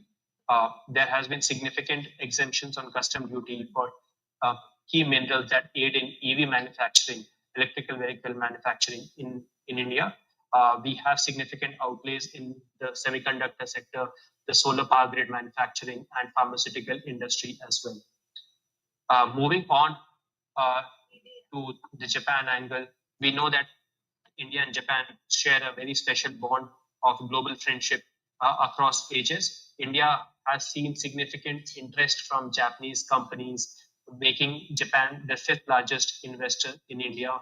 And then if we count the FDI, the foreign direct investment that India has seen from Japan since April 2000, the number stands at around $42.5 billion, which is significant.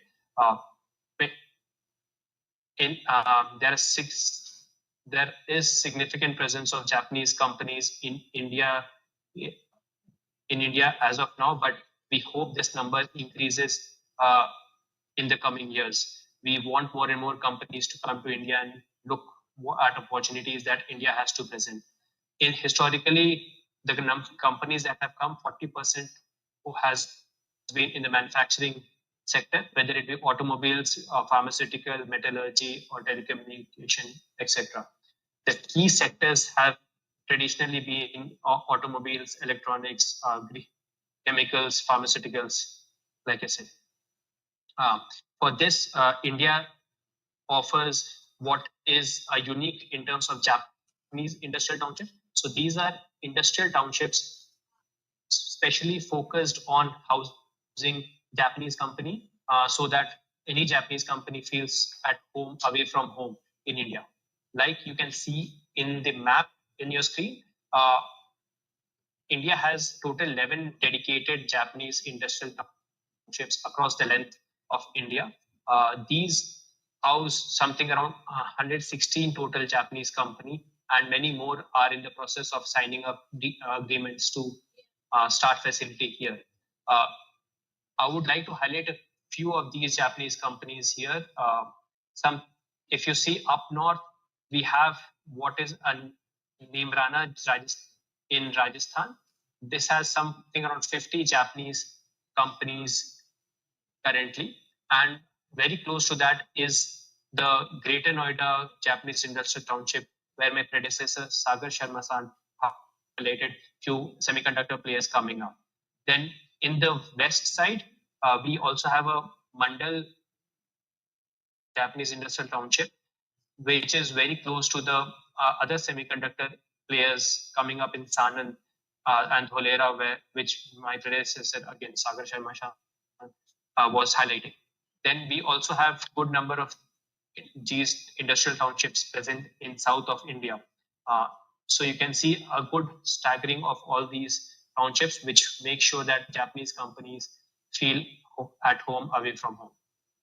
Now, this is the result of, or we, our bilateral agencies, something like JETRO or JBIC, they conduct surveys of Japanese affiliate companies on a regular basis. And the latest survey points to a significant trend.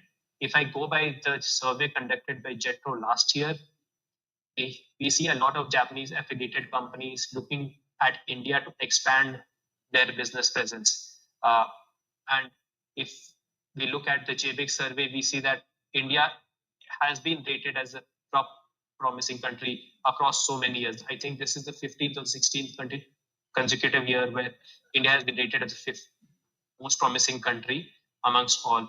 And one key aspect to notice here is that the gap to the second most promising country that has increased from a meager 12% the previous year to something around 18% last year, which speaks volume of how the Japanese interest in India as of today. For this, we have a dedicated Japan Plus desk at Invest India. Now, this desk was set up in collaboration with Ministry of Economy, Trade and Industry in Japan, Government of Japan, as well as JETRO. So herein, we are the single shop dedicated to support Japanese companies as and when they look to do business in India, help them understand the law of the land, the regulations here, help them facilitate them with land assessment, provide them clarity on the regulations, help them with market research and site visits, etc. I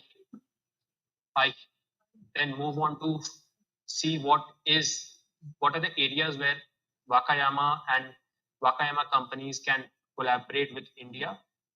We see there are significant areas where companies from Wakayama can explore India as a possible business destination. So something like, we understand that Wakayama is focused on digital transformation and technological innovation. So India offers significant skilled IT professional. It is one of the largest IT services provider company, and this is where some collaboration can definitely be explored.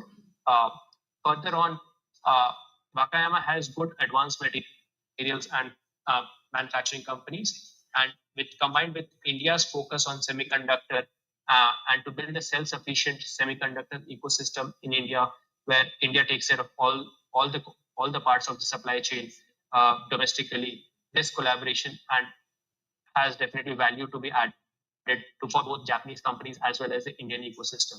The government of India is coming out with several incentives focused on helping and or easing companies to set up their business in India, making sure that Make in India happens in a significant manner. Then also, Wakayama has strong chemical sector, wherein we see India's chemical sector to be up and going to at a CAGR of 8% in the coming years to reach something around $400 billion size by 2030. And this is the scope where companies from Wakayama can look to explore partnerships with Indian companies or do business in India definitely to ensure that they take advantage of low-skilled labors, cost efficiency, and the other features that India has to offer. With this, I would request all companies present here, as well as other Wakayama companies, to have a discussion with us, explore possible options to do business in India, and welcome to India. Thank you so much.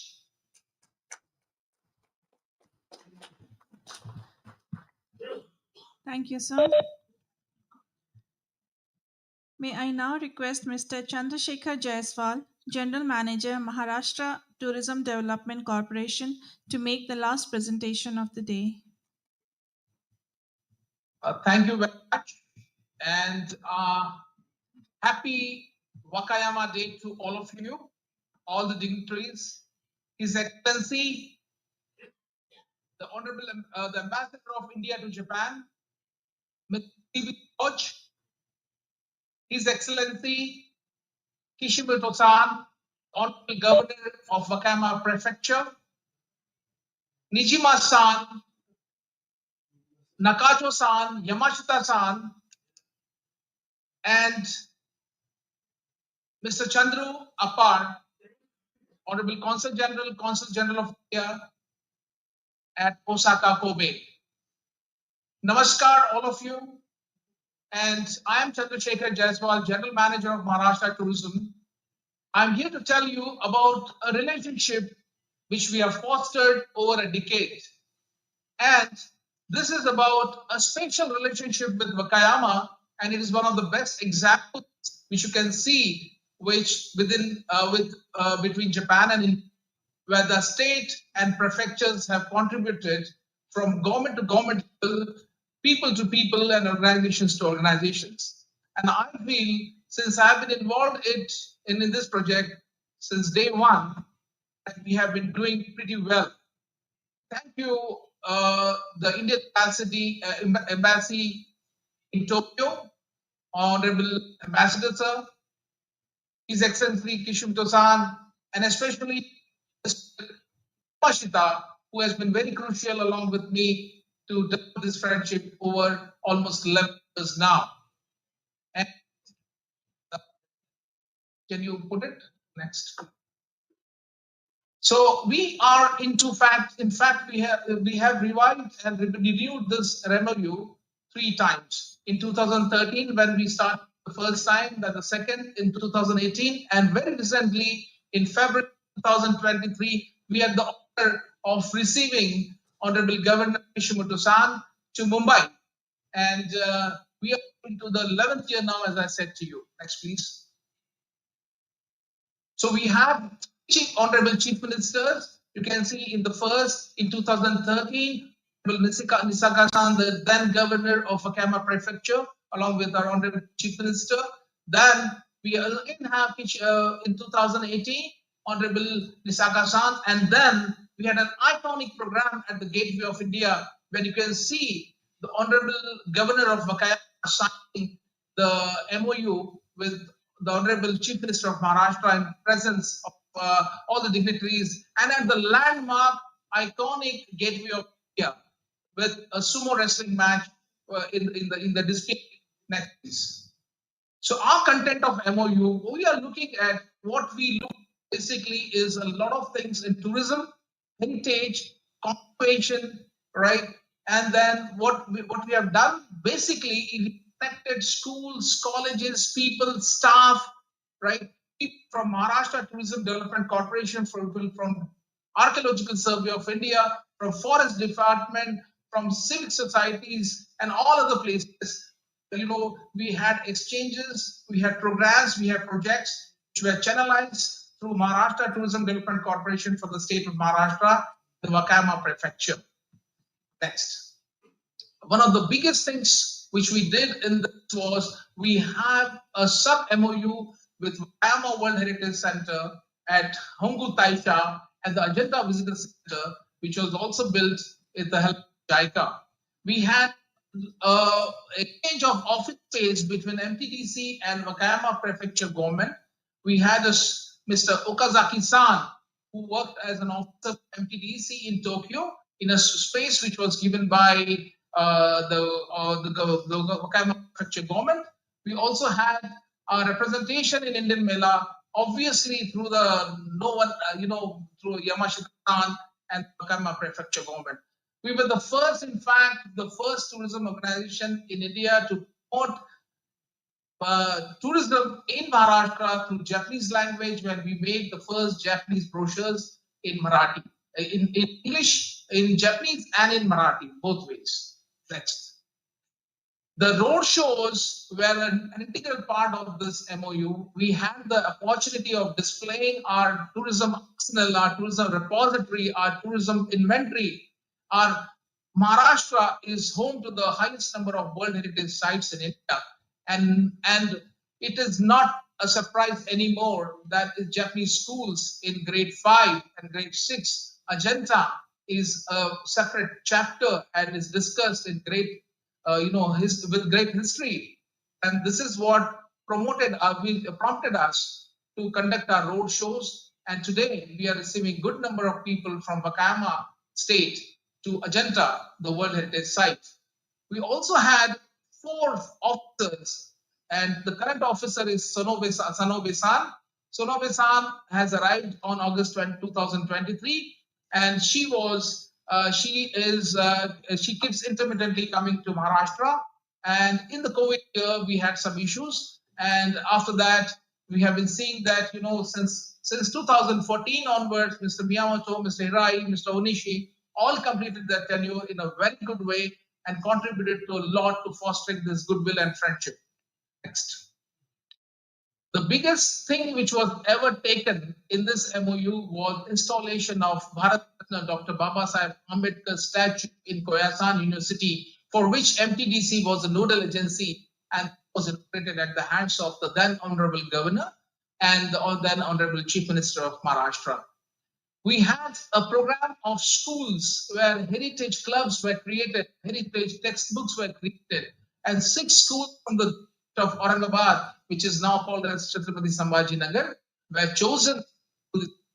And this, you would be surprised to know, Your Excellencies, His Excellency the Ambassador, sir, and His Excellency Kishimoto-san, that we almost have now 6 heritage clubs which were created and they're running very well.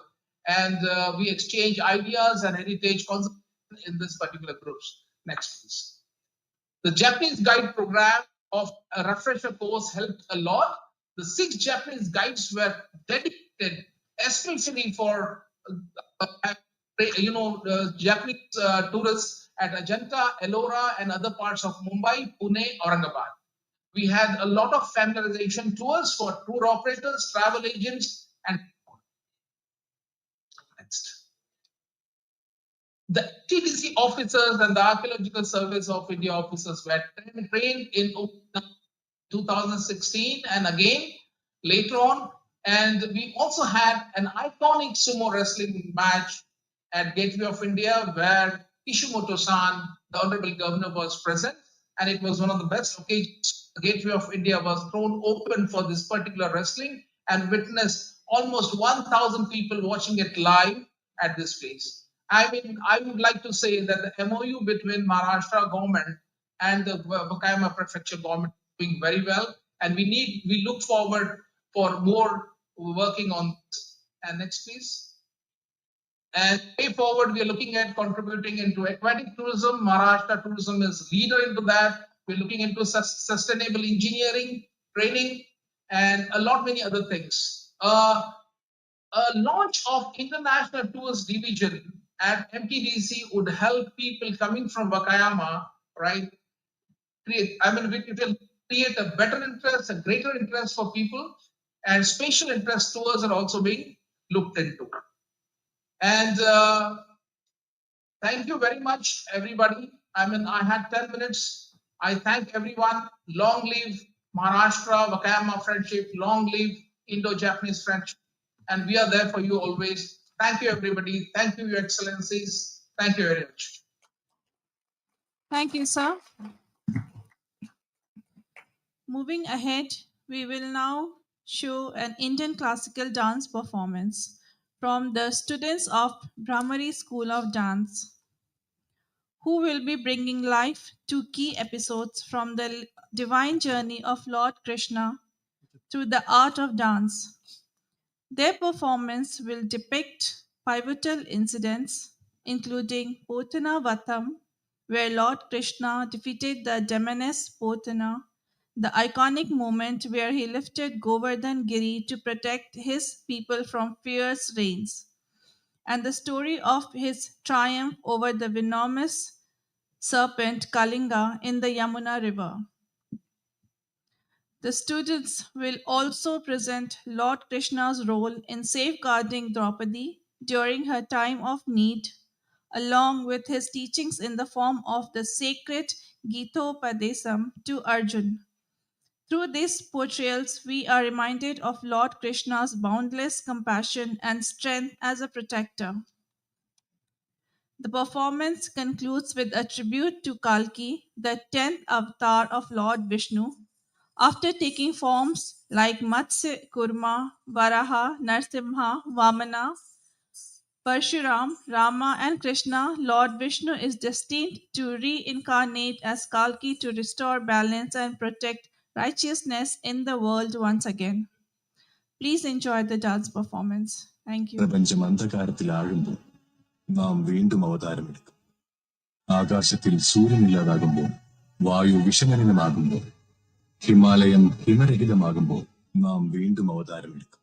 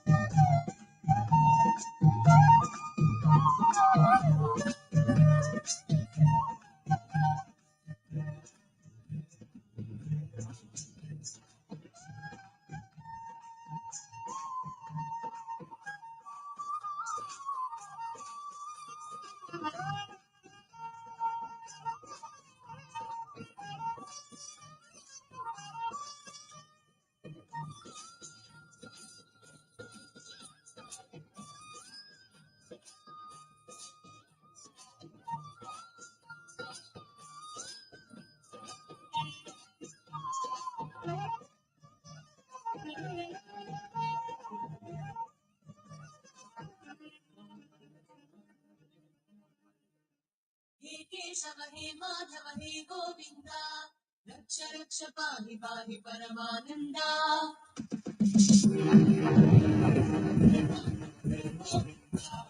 रक्ष रक्ष पाहि पाहि परमानन्दा हे केशव हे माधव हे गोविन्द रक्ष रक्ष पाहि पाहि परमानन्दा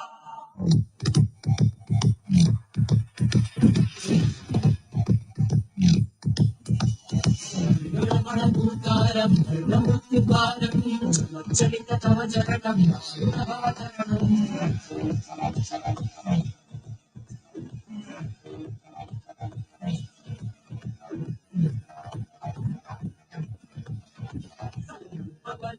हृदयं मरणभयं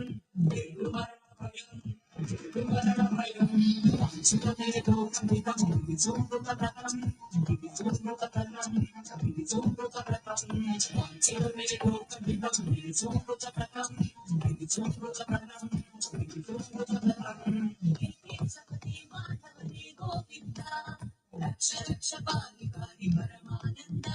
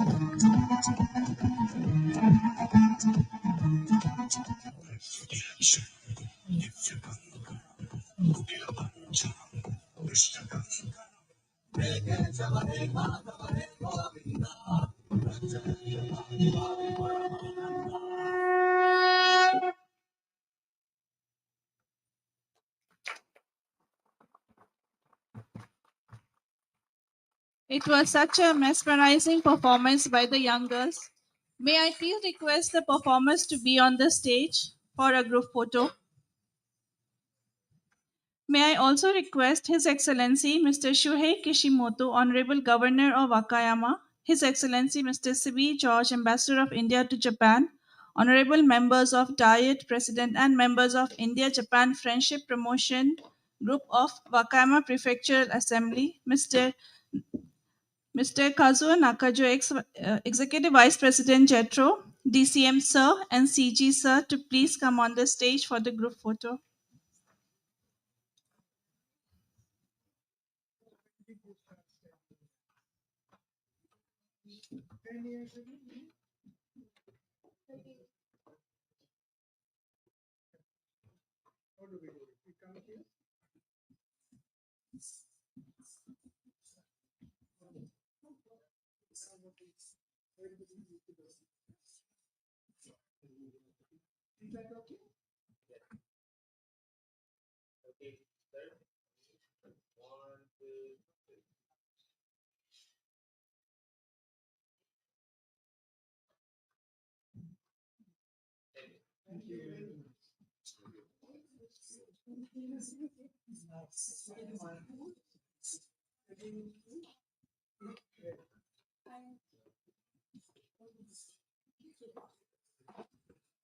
Thank you, everyone. May I please request CG Sir to stay on the stage for his vote of thanks?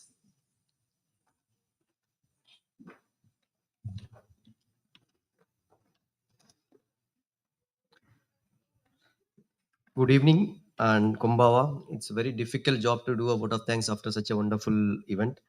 But anyway, I'll try my best. It's my great honor to extend heartfelt gratitude to everyone who contributed to the success of today's event. I must first acknowledge Ambassador CB George for this idea of showing the prefecture engagement day at the embassy. This has been a hugely successful model, bringing tangible connections in businesses, culture, and people-to-people ties between India and Japan. Today, we have seen how this platform brings our businesses and communities more closer. I am confident that this engagement will further show the way for enduring friendships.